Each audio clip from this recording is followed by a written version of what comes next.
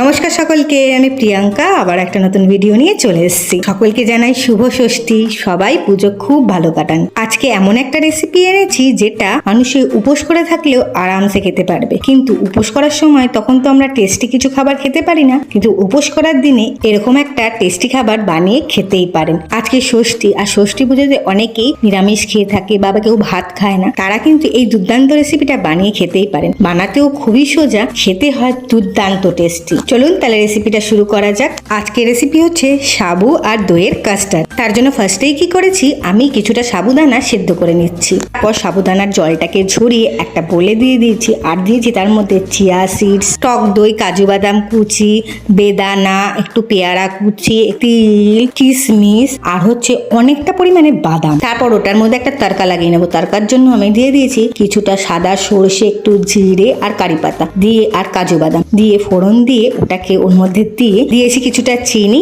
আর একটু বিট নুন আর একটু জিরের গুঁড়ো দিয়ে ভালো করে মিশিয়ে নিয়ে আবারও কিছুটা ধনেপাতা কুচি দিয়ে ভালো করে আবারও কিছুক্ষণ মিশিয়ে নিয়ে সার্ভ করেছি। আর এটা কিন্তু দইটা ঠান্ডা ঠান্ডা হিসেবে খেতে হবে, তাহলে কিন্তু এটার টেস্ট আরো বেশি ভালো লাগবে। এই সিম্পল আর টেস্টি রেসিপিটা আপনাদের কেমন লাগলো অবশ্যই কিন্তু কমেন্টে জানাবেন, আর ভালো লাগলে একটা অবশ্যই লাইক করে দেবেন। আর যারা আমার চ্যানেলে নতুন বন্ধু আছেন তারা কিন্তু অবশ্যই চ্যানেলটাকে সাবস্ক্রাইব করে দেবেন। কাল আসবো আবারও একটা নতুন ভিডিও নিয়ে।